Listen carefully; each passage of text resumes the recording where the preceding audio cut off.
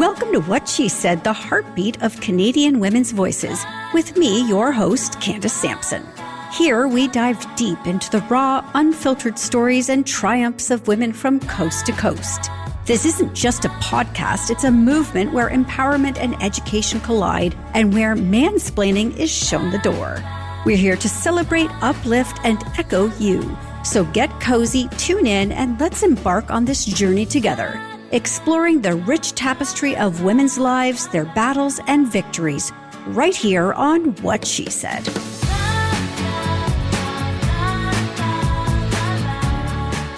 As we continue to sail through April and with Earth Month halfway over, our focus on sustainability and environmental stewardship has never been more critical.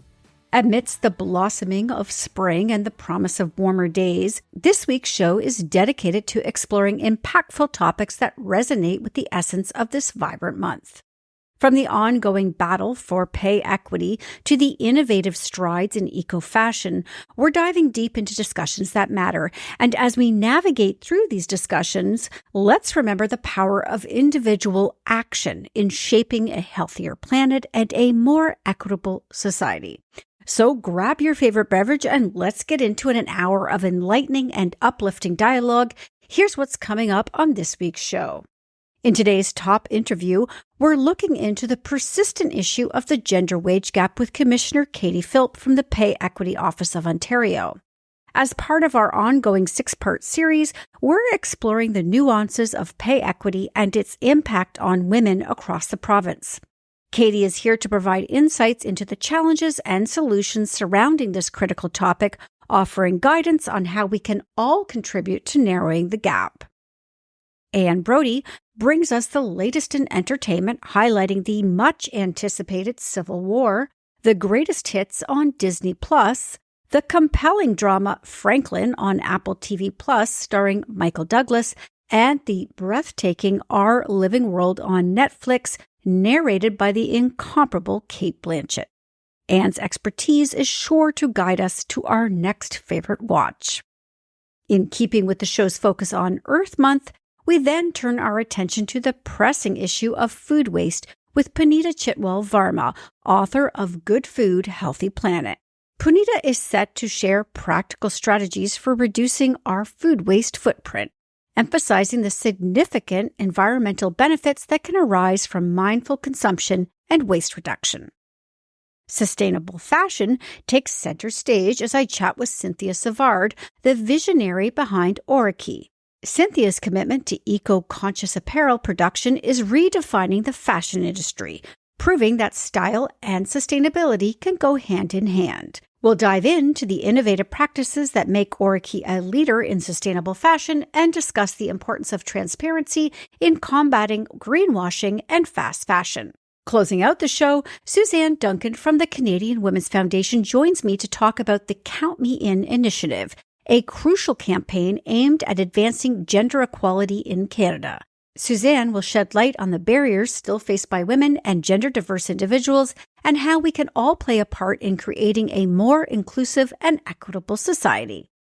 Stay tuned for an hour of engaging conversations that promise to inspire, inform, and ignite action, right here on What She Said.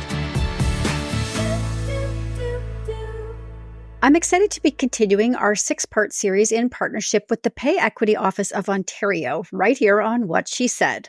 Last month, we looked at the history and purpose of Ontario's Pay Equity Office, and there's much more to come, including a look at pay equity versus equal pay for equal work, the gender pension gap, and the intricacies of employment law for women. Today, though, we're honing in on the gender wage gap, a topic that affects countless individuals across the province and beyond. Joining me once again is Commissioner Kadie Philp, here to shed light on this pressing issue. Welcome back to What She Said, Kadie. Thank you so much. I'm so happy to be here. So let's dive straight into the heart of the matter. Can you paint us a picture of the current landscape of the gender wage gap in Canada and Ontario, where we stand, and how has the situation evolved over recent years? Sure. And I'm going to start, Candace, with some good news for your listeners and your audience. So the good news is the hourly wage gap has actually narrowed from 6 to 13 percentage points across all provinces since 1998. So that's That's great news. But to give you an example, in Ontario alone, it's narrowed 6 percentage points since 1998 to 13%, which is the current gender wage gap in Ontario when we look at average hourly wages. And we'll talk later about the different metrics that you can use and why those different metrics give us different numbers. But I think your listeners will find it interesting that, across the province, I'm going to use average hourly wage right now, but Ontario comes in about sixth place at 13%. And Saskatchewan and Newfoundland and Labrador are also at 13%. Prince Edward Island is the lowest in the country at 4%. New Brunswick, 8%, Nova Scotia, 8%, Quebec, 10%, Manitoba, 11%. And actually, the gender wage gap is the highest in Alberta and British Columbia at 17%. Maybe not a coincidence that neither of them have any sort of legislation that addresses pay equity. But the average hourly gender wage gap across Canada is 13%. So Ontario is on par with the Canadian average. So is Saskatchewan and Newfoundland and Labrador. We know, without getting into details here, but we know that the gender wage gap is larger for racialized women and women who are newcomers, women with disabilities, Indigenous women. And we need better data to really understand the breadth and depth of the problem. We just started collecting more intersectional data at Stats Canada and through other organizations. But we know in some part that it's linked to part of what I talked about our last conversation, to historical biases and stereotype of the types of bodies that we value at work. And I'm happy to hear, of course, obviously, that the gender wage gap is closing. What's driving this change? Are there specific initiatives or societal shifts that are contributing to narrowing the gap? It's a good question, because when we look at why or understand why it's closing, we can think about, okay, what can we do to continue those trends, to continue to close the gender wage gap? We know certain, really measurable things, like women have an increased educational attainment. So one of the reasons for paying women in the labor market, a long time ago, is that they had less education. They also had less access to education, but we'll just leave that aside. That's a different conversation. But women's increased attainment of education has really been a key factor to closing the gender wage gap, because they're coming out with higher credentials, which need to be rewarded and compensated for fairly in the labor market. Also, the distribution of men and women across different occupations are changing. So we talked a little bit about before, and listeners, if they missed it, can listen to the episode. We talked about the clustering of women and men into certain types of jobs. And it was very binary at that time, where it was men's work and women's work. And that sort of persistent clustering is starting to dismantle a bit. So we have women moving into higher paying sectors, and this kind of breaking down of the very strict, rigid, gender-based job classification system, which is, in fact, a really, really great thing. And so these are some of the things that are starting to close the gap. We can get into, later on why it's persisting and what some of those reasons are. But we're seeing, these trends in women getting education, getting compensated for it, and moving into and dismantling this clustering practice. And you mentioned sort of in the beginning that, measuring the gender wage gap, it seems pretty complex from the outside looking in. So can you help demystify this a bit? How exactly is that gender wage gap calculated, and what factors are considered in this equation? So it is really complicated. And thank you for asking that question, because I hear numbers thrown around all the time. I'm like, that's not a wage gap, but okay.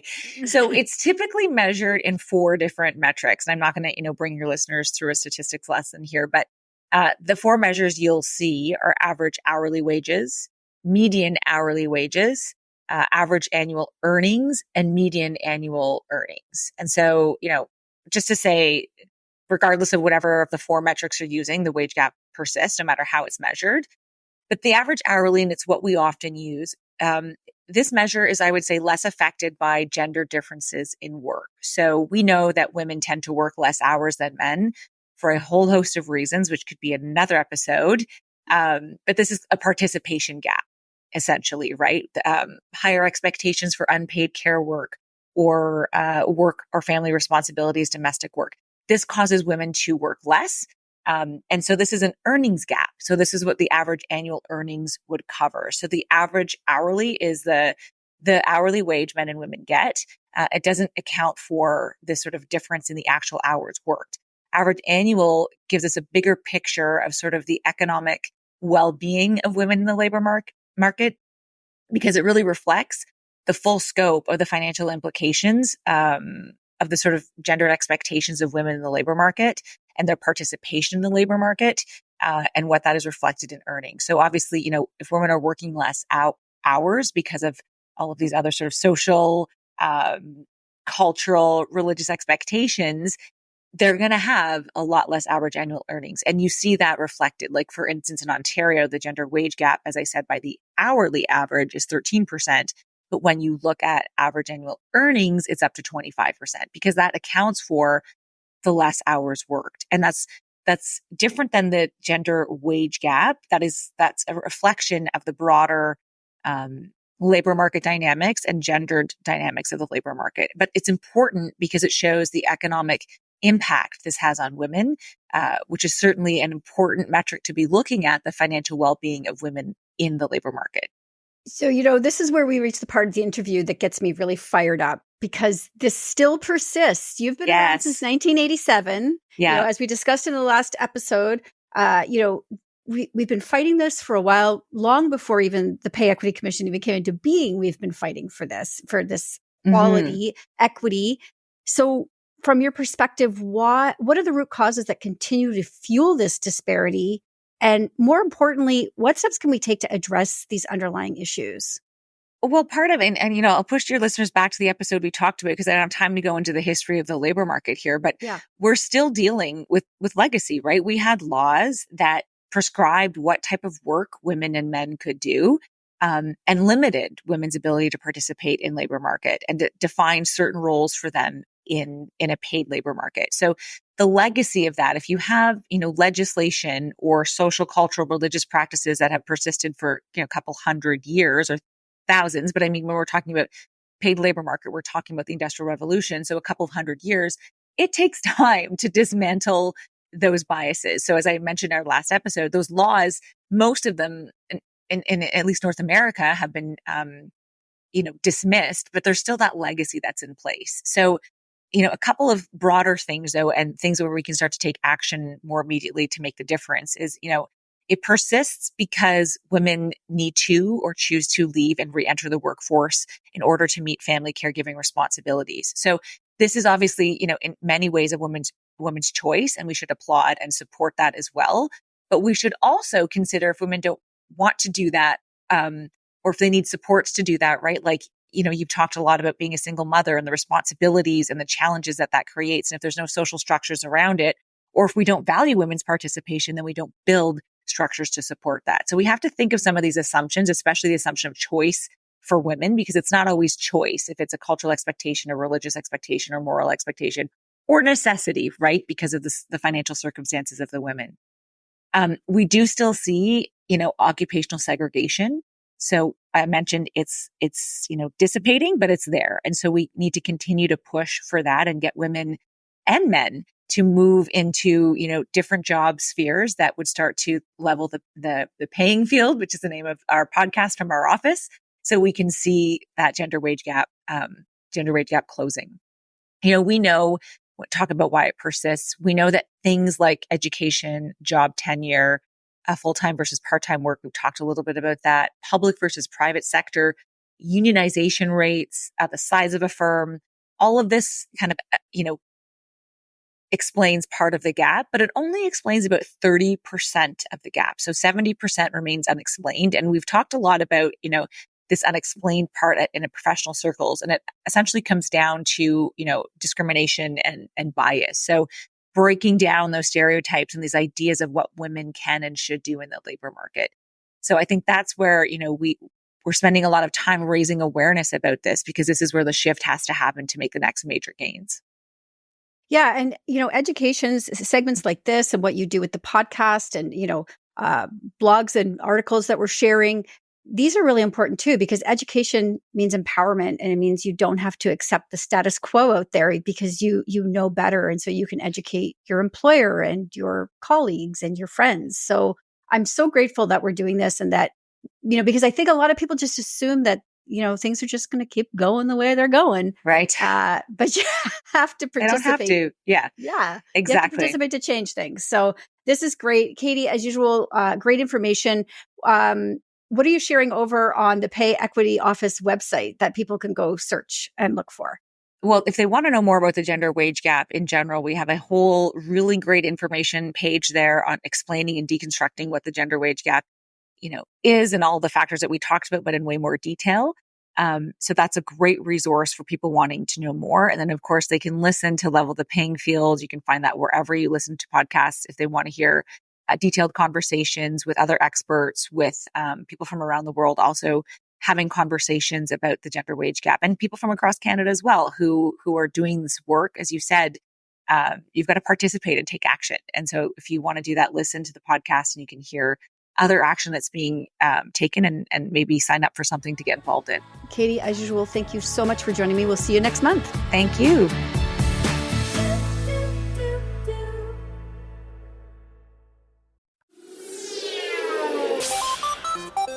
Hi, I'm Steve Yerko. And I'm Tara Sands. Now available from Maji Media is our new podcast, 4Kids Flashback. 4Kids is the company who brought you the English dub of Pokemon in the late 90s and so many other shows like Yu-Gi-Oh!, Shaman King, Teenage Mutant Ninja Turtles, Kirby, the infamous One Piece dub, and so many more. We'll be talking to the people who worked at 4Kids. Actors, directors, writers, editors, producers, engineers, you get the point. And hopefully get the answers to questions both you and I have about the company. I actually worked there as a voice actor on some of the shows. And I was a kid watching the shows and remember way more than Tara does. And thank God for that. Steve is actually a professional storyboard artist, which gives some really unique insights into anime and animation. Subscribe today wherever you get your podcasts. That's the number 4 Kids Flashback.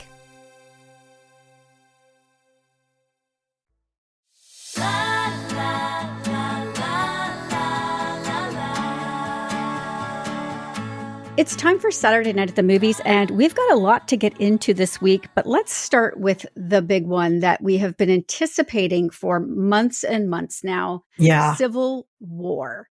And, I don't know about this one. Even just watching the trailer. I don't either. It's just such a stressor. It's about what could happen if it is dystopian future America when rebel factions storm the White House. Now, hello. Yeah, exactly. We've seen this. We have seen this, and it's a 3-hour film. And if you can take it, go see it.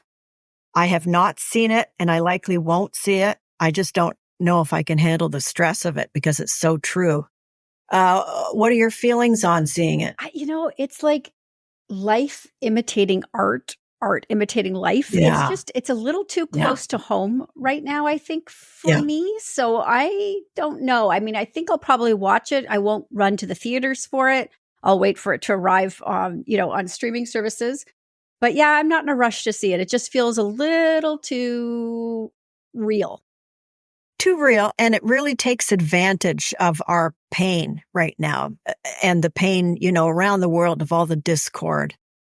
So anyway, maybe one day we'll both see it, but I agree. But for those brave enough to watch it, it is out this week. There is one though, for people who are looking for, heartwarming, heart-wrenching a little bit.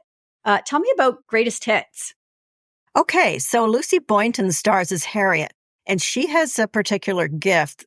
She's very musically conscious, and it's like her soul operates on music. We all connect music with events or times in our lives, and it can have real significance and relevance to it. You just hear a line or two of a song and you're right back there. So with her, it's really embedded in her personality. And she develops this ability to actually go back in time, to spend time with her boyfriend who is now dead, and to relive those moments. She meets another fella eventually at grief group. He's lost his parents, and she describes what she goes through and what joy it gives her to go back in time to see this boyfriend based on a musical cue. So he wants to go back with her to see his parents. Now, it sounds out, kind of ridiculous, but it's an emphasis of something that already is happening to us. And it's very heavy. It's talky. And we all know that music has a great pull on us. But this goes really deep into that. It's a fantasy, of course, but you wonder about people who might have a kind of ability to, like, it triggers them in ways that they can't cope. So it's kind of strangely comforting in a way. The only thing missing from the greatest hits is comic relief, which is so important for any film. Noted. All right, let's move on because this next one made me giggle a little bit. Franklin with Michael Douglas. I like Michael Douglas as an actor. However, I didn't connect with him as a period actor in this one. My biggest complaint of Michael Douglas playing Benjamin Franklin is that he has an LA accent. I kid you not. Here he is, 17 whatever, in France, trying to accomplish this mission to get France to support the new United States against the Brits. And here he is. I mean, he might as well be saying, like, "Oh, you want to go to the In-N-Out Burger?" It just took me out of it so much. But it really goes to a lot of effort to make it, to sing his praises of polymath, writer, scientist, inventor, diplomat, printer, publisher, thinker, and great man. He was a great man. And also to remind us how the American Revolution went, and to interest people in history, which always is important. But it's the Michael Douglasness of it. I agree. I may tune in. I don't know. I'm not in a rush to see it. What I am going to say, the next one we're talking about, I am absolutely in a rush to see it because, first off, I love anything to do with nature. And obviously this being Earth Month, this is very important. But the narrator of this documentary, Cate Blanchett, her voice to me is so soothing. Butter. It is like butter. You called it butter. Butter. Yeah, it is beautiful. I just love her voice. It's called Our Living World. And we've all seen documentaries of late, the last few years, that shows the interconnection of species and everything that exists, every being on the planet, how they exist in connection with one another. And I think the most easily understandable one is trees. They all are connected underground. They feed and nourish each other. They heal one another when they're wounded. But this documentary takes us under the ocean. It takes us to the remnants of forest fires, how the jaguars are crucial to existence. It's just mind-bending. And in the case of hazelnut trees, where they grow in the wild in warmer parts of the world, the squirrels bury them, all these seeds everywhere, and they forget where most of them are, which is how we get our forest. It's just the little things create the huge things, which is how we manage to stay alive. It's so important. And it's hopeful because at one point they say, even when we disrupt nature, nature fights on. So this is 4-hour-long documentaries on Netflix Discover. And I love it. And I can't wait for you to see it and get your thoughts on it. Yeah. So out of all the ones we discussed today, that is the one that is calling me the most. So that is absolutely on my must watch this week. And you're going to have these and more up on whatshesaidtalk.com. And you'll be back next week. I will. See you then.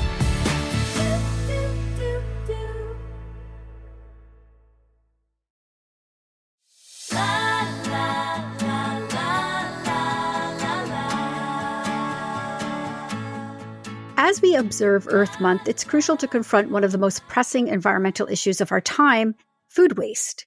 In Canada alone, the daily disposal of millions of food items not only strains our wallets, but also has a profound impact on our planet. From the energy expended in production and transportation to the detrimental effects on landfills, the cycle of waste is a problem we can no longer afford to ignore. Today, I'm joined by Puneeta Chhitwal Varma, author of the upcoming book, Good Food, Healthy Planet, to explore practical solutions to this pervasive issue and discover how small changes in our daily habits can lead to significant environmental benefits. Welcome back to What She Said, Puneeta. Hello, Candice. How are you? Thank you for having me back. It's my pleasure. I'm so glad you're back because I know this very subject is so near and dear to your heart. Can you share more about the environmental and economic impact of this waste, particularly in the context of our current economy? Well, food waste is such a big problem. And as you rightly point out, it's more than just the lettuce heads and the tomatoes that we see, right?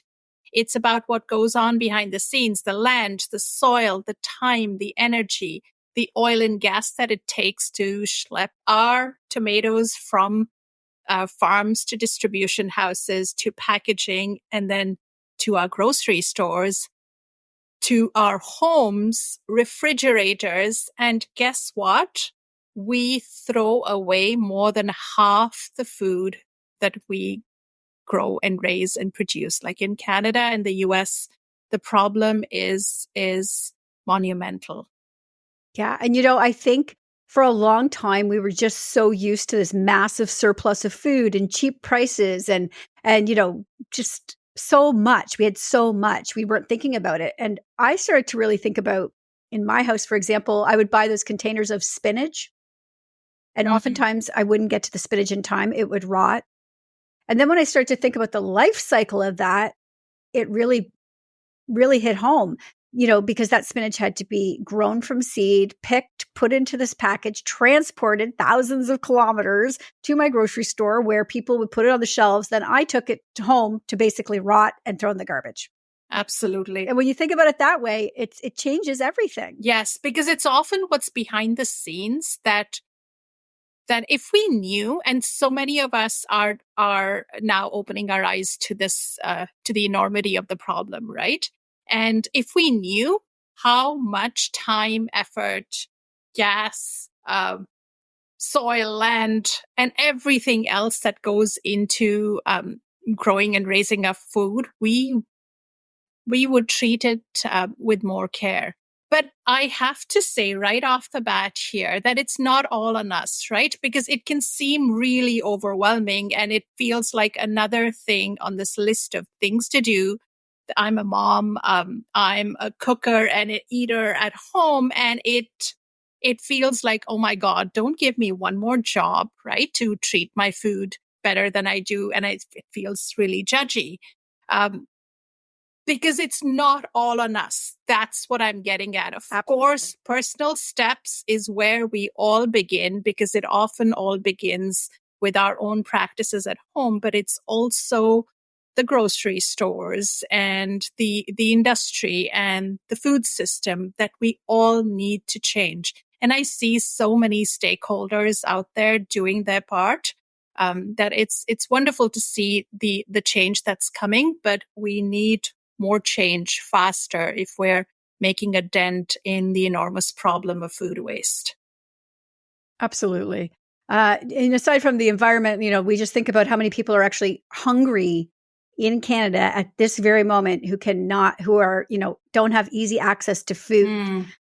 There's a taking your money and lighting it on fire every time you throw something out. No matter how you look at it, everybody has their own personal reason to reduce their waste. So can you share some simple, actionable tips that individuals and families can take to reduce their food waste? Yes, for sure. I mean, personal steps, there's so many, and I could go on and on. My favorite ones right now is tea towels. Like, I love tea towels, and not the new, pretty, Instagram-worthy ones. I have ones that are stained and messy, clean, washed regularly, but the stains never come out, right? And most of my produce that I bring in every week, every Sunday, I bring in, my fruits and veg. I wash them in. So I have a practice. I have a routine. I don't get to it each Sunday, every Sunday, but if I can get to it most of the time, it helps simplify my routine during the week. And so what I do is I often come home, dunk everything in the sink, let it rinse, wash, and then I wrap it in tea towels and put it in the fridge straight away. Anything that is big and voluminous, like your chard and collard greens, anything that takes up a lot of space in the fridge, I actually wash, rinse, and then I saute it so it reduces down really quickly. And then I can store it cooked in the fridge. And that way I know on that Thursday night when things are crazy and the kids need to be fed, I need to be fed. There is some cooked greens that I can add to a bowl of rice and dinner is ready, right? It needs to be practical, simple, and doable for most of us just living our lives, doing our work, raising our kids. It needs to be doable. And there are certain foods that tend to get wasted more. I mean, obviously, this is anecdotal, I feel, but I feel like everybody struggles with this. Avocados, which are notorious for not being ripe, and then you got a 1-day window to eat them. Bananas and lettuce. Lettuce, spinach, those things that, like I said, come in those containers. Any tips for extending the life of those or storing them properly? So avocados, my big tip, remember that they can be cooked as well, right? My kids, we often think about avocado mash and guac. Those are the two things that are most popular with people. But once they're a little overripe and even a little bit, if they've gone brown, they feel like a mash is not the right way. And so I often slice, pan fry, and then cook with something crunchy and add some lime juice, the sesame seeds and lime juice, and layer it on toast. Like cooked avocado is delicious. And you can use, try it and let me know how it goes with you. And lettuce is such a resource intensive vegetable that it hurts when we have to throw it away, right? It uses a lot of water. It's water intensive, resource intensive, and it turns to slime so quickly. But if we can remember, lettuce cooks too. It cooks beautifully. Lettuce soup, little bit of garlic, black pepper, olive oil, saute it all together, and then add water or milk or cream if you have some in the fridge. That's a delicious meal, again, on a Thursday night. Thursday night is my crazy night. So I'm always glad to have these little tips and hacks, how I can clean out the fridge and also make dinner, right? Can you tell me about your squelchy potatoes? I know we talked about that briefly. So this is a story about potatoes that happened last year after March break. We went away on a last minute trip, traveled around, came back, and I opened my pantry and the stink. I had left a half bag of potatoes in my pantry. The potatoes had kind of cooked down. They were black and squelchy. I mean, there is no other word. Squelchy potatoes. And we call it hit the ground running. I had work next day at 7 a.m. So what I did, it was the end of March. So the soil outside, like I have a bunch of containers with old soil in it. And it had warmed up. So Canada, Toronto weather, it was maybe about 10 degrees. So not really spring yet. And so I dunked the entire half bag of squelchy, black, stinky potatoes in a container of soil.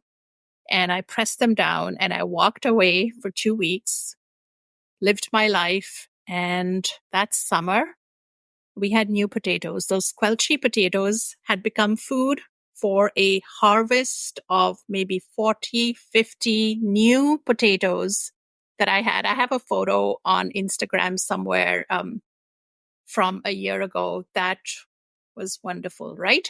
Squelch into something delicious. I love it. And especially now that gardening season is just about to start. That's good timing for this. We're all at different parts of this journey, obviously, of learning how to reduce waste and get more efficient in our kitchen. And you are much further along than most. So how can people start making a difference without feeling overwhelmed? Because I think, as you mentioned, we are really busy in this society. We have multiple roles, multiple things to do. So how can we sort of implement these changes without feeling overwhelmed and maybe a little bit resentful about it?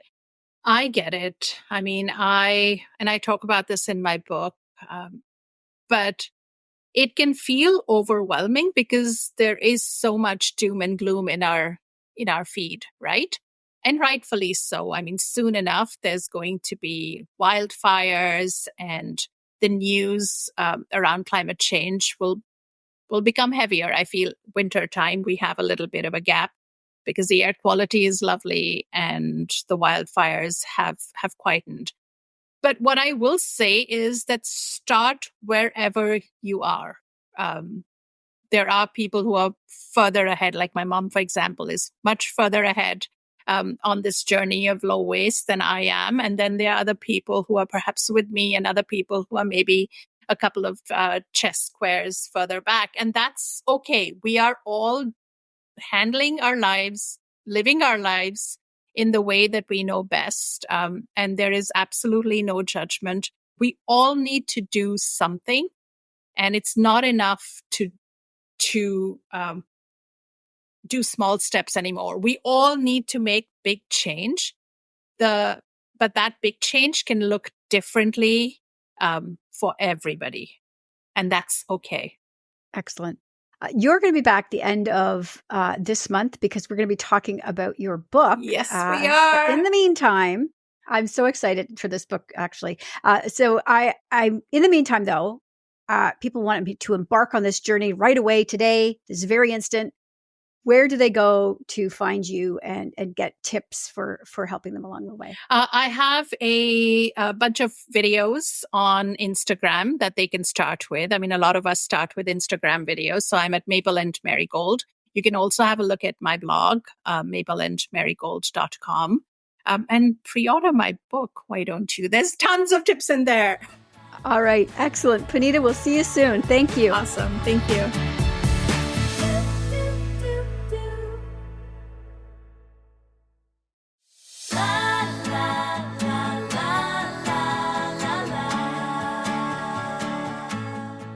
The allure of fast fashion is undeniable, but it's countered by a devastating impact on both people and the planet, making the quest for sustainable yet stylish clothing more critical than ever.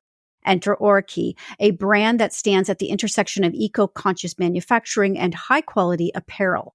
Founded by Cynthia Savard, ORAKI is a testament to the power of combining passion with purpose.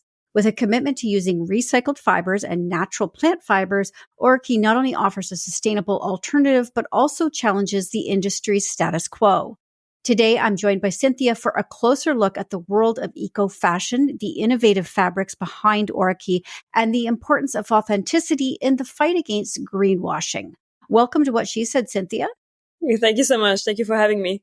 ORAKI is known for its unique fabrics like EcoMove and EcoFlex. So can you walk us through the research and development process that led you to these sustainable materials?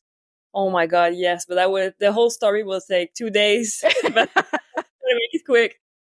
Basically, I'm a fashion designer for more than 20 years now, and developing fabric has been something I've always done, and this is my passion. Before even designing clothing, making fabrics is really my passion. So I work closely with many manufacturers, even before I launched my own brand to make fabrics. I was looking to have a fabric that was made from recycled yarns, and at that time it was very hard because, like, let's say 10 years ago, that was not like as now. Now it's very easy to get into manufacture and get recycled fabric, all type of recycling fabrics. But back then it was very hard. Like, I couldn't find exactly what I was looking for. So we did so many tests for 2 years. I've tested many different fabrics, many different manufacturers, different people. And I was very discouraged at many times. I was discouraged and I didn't want to follow up with this project. But yes, I didn't give up. And one day I just asked again to make some change and use other kind of recycled fabrics. And I was working with Reprieve also at that time. I'm still working with them. But yes, we finally got what I was looking for. That was in 2020. Well, I had other fabric before, but the EcoMove, it was in 2020. And I imagine that the eco-fashion space comes with its own set of challenges and opportunities. What has been your experience in shaping ORAKI within the Canadian market? And how do you navigate the balance between sustainability and style? Thank you for asking. Basically, I'm also like a vegan. I've been a vegetarian for 25 years. It's been a long time. So to me, to make this brand sustainable, it was part of my journey. It was part of who I am. I have to say that back then it was kind of, I was new to it. I was kind of a pioneer. So it was easy for me in the beginning to enter this market and have this type of product to offer to the client. But I have to say that many people didn't believe us at the beginning. Many people didn't believe that we could make, fabrics or clothing made from recycled plastic bottles. Like back then, it was not known. So we had so much hate on the Facebook, Instagram. No, this is not true. This is not possible. So we have to prove everybody's wrong. And I think that's because we've become so skeptical because there's been this massive rise of greenwashing. Consumers are, we're tired and we're exhausted from having to investigate every brand we purchase from. So how does ORAKI ensure transparency and authenticity in its sustainability claims? I think that when you look on our website, you can see we are very transparent. This is like our first values that we put on the table. Also, what we do is we have all the certifications that we need when you do like recycle yarn or you work with the manufacturer. The second very big point is like everything is made here in Canada. So we are in the manufacturer. You can see us there with the makers, with the manufacturer owners. So there's nothing to lie or there's nothing to be, afraid of. I'm there. So you can, and we show everything on Instagram. We show everything on Facebook. Everybody can, follow our journey also. So yes, we are very transparent. You hit a lot of the things that I look for in a company. Sustainability is huge. I love that. Canadian, but also you're really building an amazing community that empowers women. So, this is right up what she said, Zali. So can you share more about the initiatives ORAKI has undertaken to support and uplift women? Yes, I have to be completely honest. This is even a side I was not even thinking when I launched ORAKI. I try to, reach as many women as I can, but I never thought that we had so many women loving our product and following us. And it turns to something even bigger than I ever imagined. To us, like sharing a message that is very strong and powerful and, to women, like especially let's say inside our leggings, we also have like a very, as I can say, like we have coats, but they are like cheerful. It helps every woman that buys the leggings. Every legging has a name. Every legging has a coat. It's very inspiring for them during the day to see the coats. We have so many beautiful messages that say that, oh, I'm going for this cancer treatment and I'm wearing this legging and I saw the coat in the morning and, it gave me the force to go. And, even saying that right now, I have chills like telling you, but this is like the best thing for me. And the women, we also, we support them, all of the shape, all the nationality. It's very important to have like diversity in all our business. And also we partner with many other companies such as SOS Violence that is taking care of the woman with domestic violence. I'm sorry, I'm French. I'm trying my best. But yes, you're doing better than I would be doing in French. French, English. We support many cause like that. That's close to our heart. Every year we sit down with our team and we ask ourselves, okay, what cause that we can join at this year, and we make sure that through the year we help like causes as much as we can. You're at the forefront of the eco-fashion movement. So where do you see the industry heading in the next few years? And what role will ORAKI play in shaping that future? I think our role, first of all, is to make clothing that lasts. I wouldn't say that I follow trends. I have to sometimes, but we do clothes that will last, that will be good in 3 years, in 5 years, in 10 years. We do a lot of black, a lot of grays, a lot of colors that will last. Our goal is to have garments that stay for a long time, that everybody can wear them in many occasions as well. Yeah. So for consumers looking to make sustainable fashion choices, do you have any tips and advice outside of obviously shopping at ORAKI? What else can consumers do, sort of to push back against this fast fashion disaster? Well, they can look first where the clothes are made. And what are they made from? Hopefully, the website, they show a transparency page where everything is announced as us. Everything is written. We don't have nothing to hide. This is the best thing to look at. I think that the less you consume, the better it is. And you just have to make better choice. Think about the future and like, do you really need that? Honestly, when you think about it, how many hoodies do you have? Do you need that one? This is interesting talking to you because this really does go against the way businesses operate, where they push more, more, more. You're saying less, less, less. Well, this is how we made our business, to be honest with you, everything is, we do very small quantities. So let's say I buy like a lot of fabric. When the lot is finished, it's finished. So like I move on to the next thing. It's very hard. It's not all the time that we do like a repeat orders on styles. If the style is good, well, then good for the people that has it. I'm not going to do it again. So that's how we do it.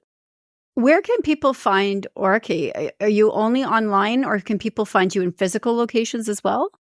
We do a lot of pop-ups and events around Montreal, Quebec also. We did Toronto not too long ago. We are also traveling Vancouver and all places in Canada. But yes, it's honestly on our website, oraki.ca. All right, fantastic. And what are your social channels? It's oraki.ca also on Facebook and Instagram. So I just want to let people know that we're going to be doing a giveaway for a $200 gift certificate to ORAKI. So to watch What She Said Talk Instagram for that, because I want to get as many people turned on to this company as possible. The clothes are beautiful and meant to last. So thank you, Cynthia, for joining me, and we'll talk again soon. Thank you. Thank you so much for your time.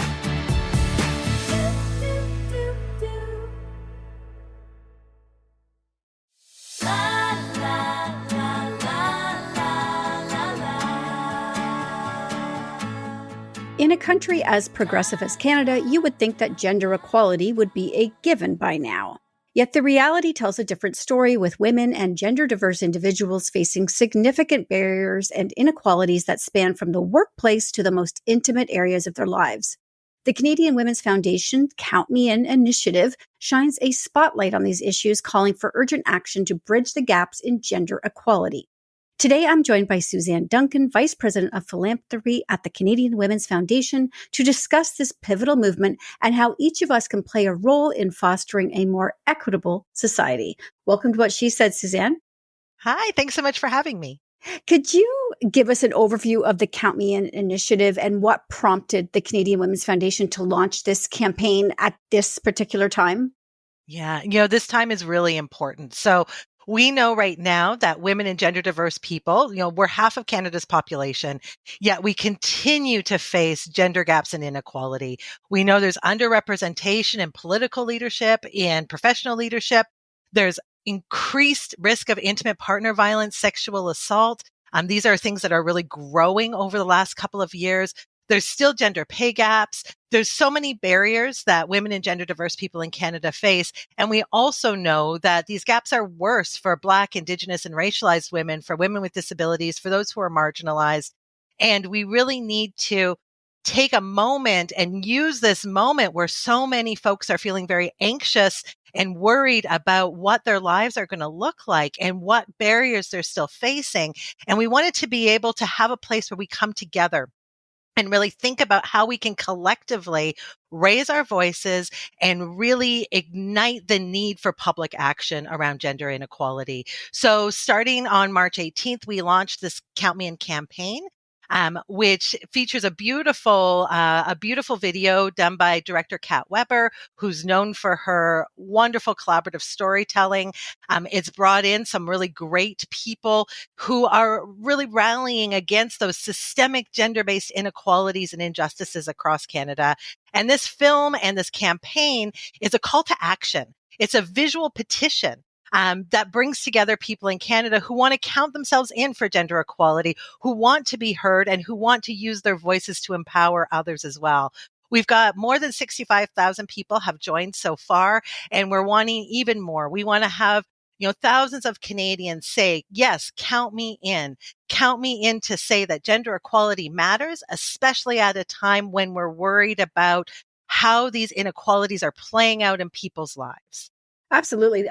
You mentioned anxiousness, and I feel that on a daily basis, just through the conversations I have with women across the country. The Count Me In film features a diverse group of feminists from across Canada. What message do you hope this film conveys to its viewers, and what impact has it had since its debut? I think the message that we're really wanting to really get out there is we matter. And these inequalities are holding back our country. And these inequalities are holding back people's lives. And in a time where we are faced with record on affordability, housing challenges, rising violence, all of these things, we wanted to have a place where people could feel and know that their opinions matter.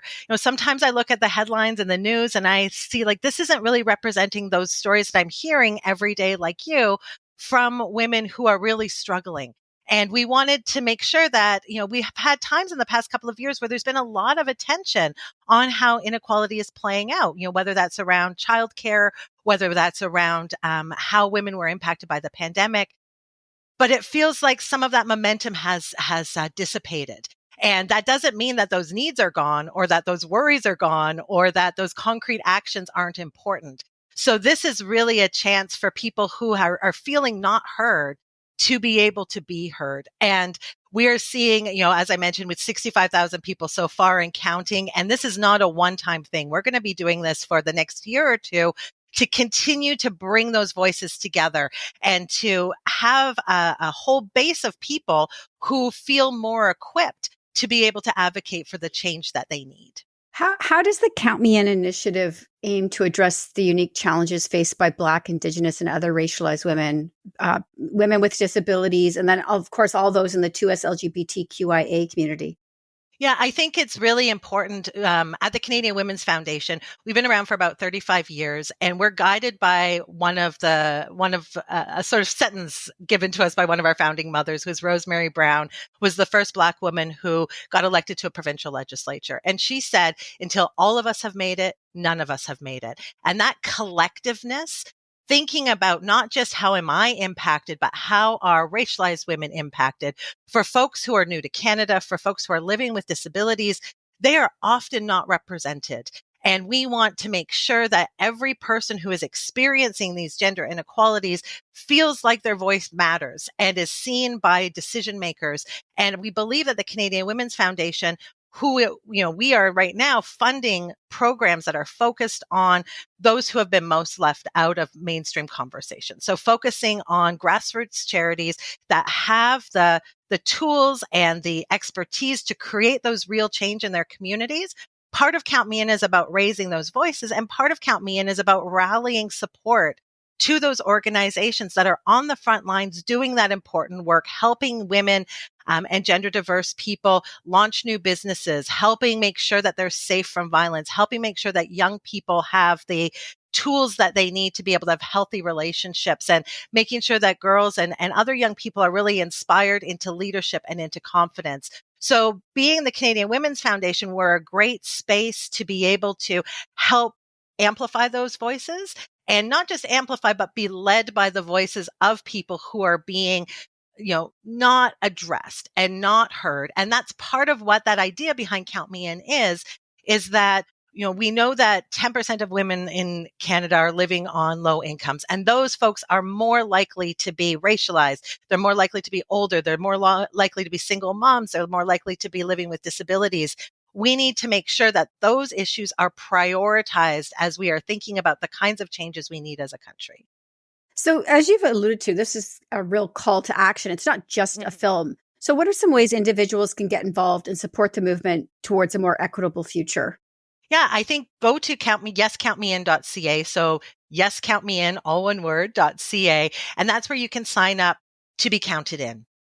Once you do that, you will then be part of a whole conversation around what kind of change can you make in your community? How do you identify your strengths, your abilities, the things that you can do to help create change in your community and across the country? So really equipping people with some of those tools and having opportunities to bring everyone together through the year to hear and be inspired about some of those changes and learn more about what they can do in their own, in their own backyard. So you've mentioned the website. Where are there special social channels for this, or is it all through the Canadian Women's Foundation? The easiest place to start is just, Canadian Women's Foundation. So you'll see that front center on our website. If you see an ad, whether you're online or out there, you can also go to yescountmein.ca. Those are the things that are really going to get you to the space that you need to be part of this great movement. And outside of the film, are there any other supporting materials people can access? Workbooks, workshops, things like that? Those will be coming through the year as we get more and more folks involved. But as I said, when you sign up right now, you'll be part of an email series that includes some really great tools for you as a person. So, there's a wonderful opportunity to learn which kind of change maker you are, kind of take a bit of a survey and see where you can really affect change in your community and within your families, within your workplaces. And as the year rolls out, we'll have lots of opportunities for people to get more engaged and to support the things that they care about, to support those local changes happening in their community. Fantastic. I can't thank you enough for joining me. Of course, I love the Canadian Women's Foundation. You're always welcome on the show. But Count Me In sounds really unique and special. So thank you for joining me today to shine a spotlight on it. Thank you. Thanks so much. If today's podcast resonated with you, spread the word and share the inspiration. Don't forget to hit subscribe on What She Said across your favorite podcast platforms. Crave more? Join my vibrant community by signing up for my newsletter at whatshesaidtalk.com, and let's get social on Facebook, Instagram, and X at What She Said Talk. Dive into my world a little deeper on TikTok and Threads at Candace Said. And for those who love the airwaves, catch me weekly on 105.9 The Region, Blast the Radio, and 107.7 Pulse FM. Until next time, keep making waves and remember, your voice matters.